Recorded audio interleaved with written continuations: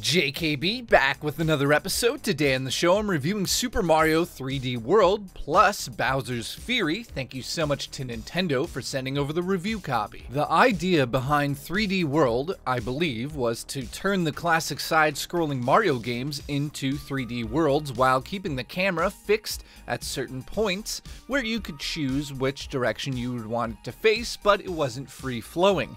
I think Nintendo looked at this as the evolution of the classic Super Mario formula. Now, of course, I could talk about Super Mario 3D World for the whole review, but I think I want to focus on Bowser's Fury for the most part. Now, I've been reviewing games for what, 12 years now in the show, and I appreciate everybody watching, and normally I have scripts for these reviews, but today I'm going off script, and I want to talk about something that kind of excites me about this Mario game, and it's sort of the idea of experiencing Nintendo games for the first time is always a major joy in my life. Playing a new Mario game, seeing the new mechanics or the new ideas that they've put into the game are always the most exciting moments of gaming for me personally, other than, of course, Legend of Zelda.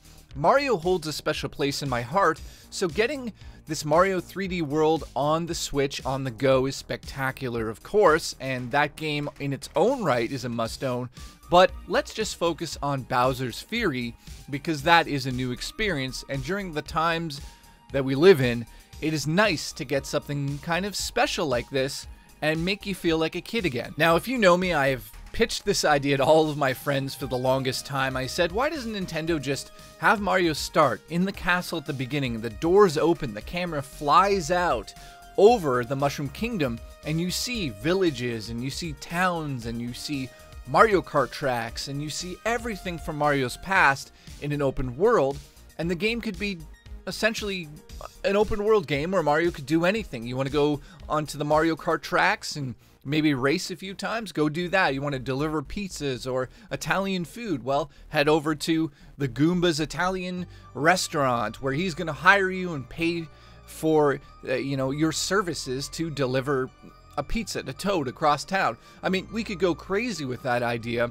and what's exciting about this is that Bowser's Fury really does feel like the beginning steps of something like that.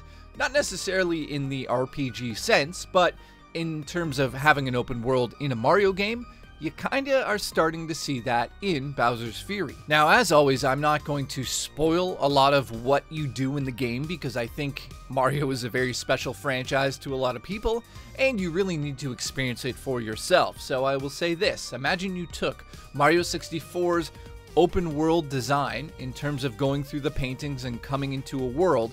What if you took each of those worlds and threw them into an open area?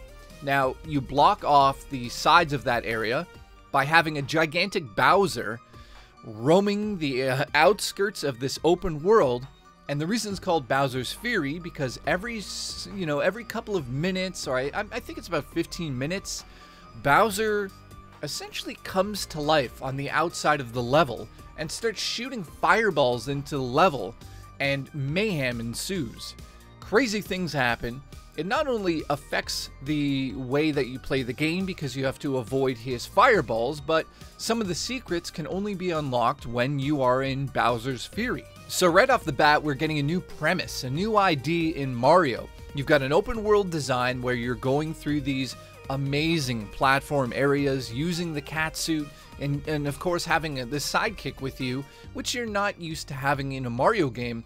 Bowser Jr. is flying around in one of the clown cars, and he's also able to hold your power-ups for you, and you can freely switch between them as you get to new areas in the game. So what this means is that this really is a sandbox adventure. Nintendo has designed these levels to be able to give you options.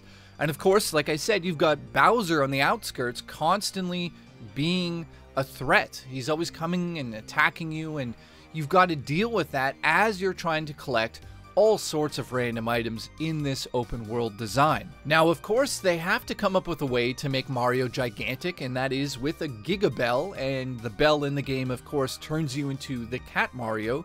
Now, you get this Giga Bell, and you turn into a gigantic Mario. So you're wondering, like, what happens when that happens? Well, the worlds that are sitting around in this open world design, they're used to actually hide and be shields from Bowser's attacks. And I can't say that when you turn into Mario and he's gigantic, it is an amazing gameplay experience. It is just as expected from Nintendo when you're fighting Bowser. It's always super simple.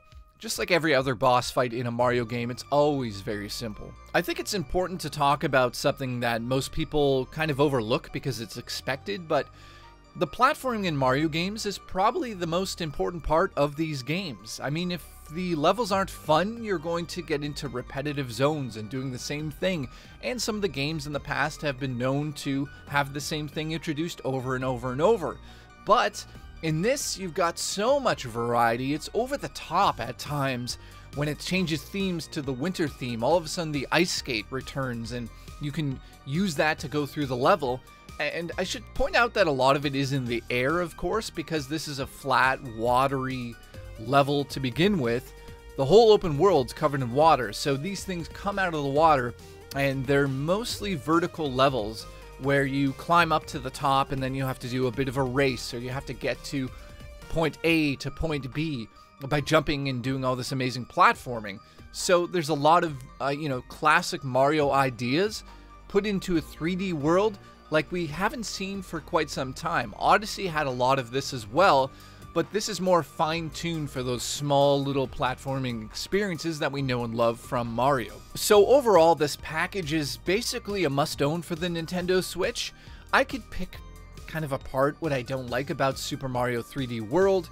While a lot of you already know what that game is, and like I said, it's essentially the new formula of the classic Mario games, the fixed camera is kind of annoying, especially when you go from Bowser's Fury back into 3D World.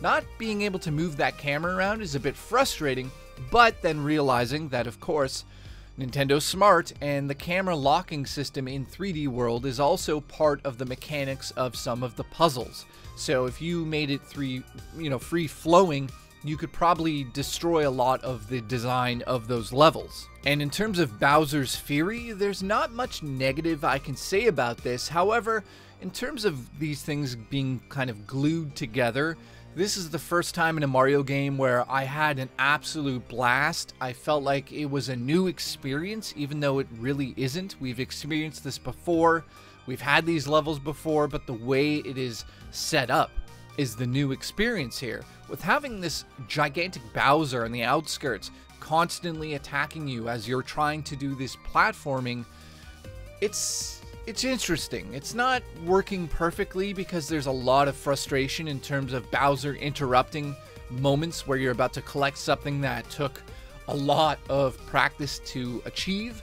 So I have to say that Bowser's Fury is an amazing step in the right direction. I don't know if we need this constant threat from the outside in an open world Mario game. I think it's interesting to see here and there, but this is sort of an experiment from Nintendo, and I think they're really listening to the fans. And at this point, if you're listening to this, I love the idea of a Mario 3D World.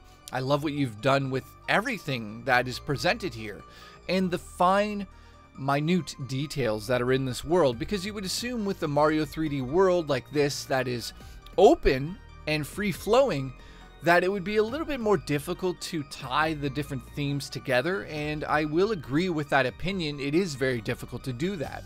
Like I said, it's like they took Mario 64, ripped the levels apart, and just threw them in an open world play area where they're unlocked by collectibles. So, of course, it's a great experiment, but I really hope that they go into the world and they say this isn't a world, it's not just levels thrown together. And of course, Nintendo being Nintendo, they came up with a way to help younger kids play this game because it is two-player as well in terms of Bowser's Fury. You can actually have the second player control Bowser Jr. in the clown car, and what he does is quite simple. In single player, you can actually use the gyroscope in the controller to be able to point him in the direction of unique things in the world. And I don't want to give it away, but there's a lot of little cool things you can make him do and discover. He can also attack enemies and collect things in the level that you can't really get to. So it is kind of a cheat, but you don't really need to use him. But if you're in two-player and you're playing with your kids, then yeah, you can have the kids play as Mario and you can play as Bowser Jr. and it is an amazing experience on its own terms that way as well. So overall, I think this package is a must-own. If I had to score both of these together, I would say this is like an easy 8 out of 10. You must own this game. This package, I should probably say. If I had to do this on its own, I think that Bowser's Fury is an amazing experience in its own right, and I definitely give that probably an 8.5 on its own. The things that bring it down, like I said, are I don't like the idea of Bowser constantly attacking you at the wrong moment. I do like the idea that it plays into some of the puzzles, but it's just an experiment at this point in time, and I like to be honest on this show, and that's how I see it. As for Super Mario 3D World, that's like a 9 out of 10. This game is a must-play for every Mario fan out there, and I will see you guys on the next episode of JKB, and I've been putting out a lot more content, and I hope you guys are enjoying it. Thank you for watching, and I'll see you soon.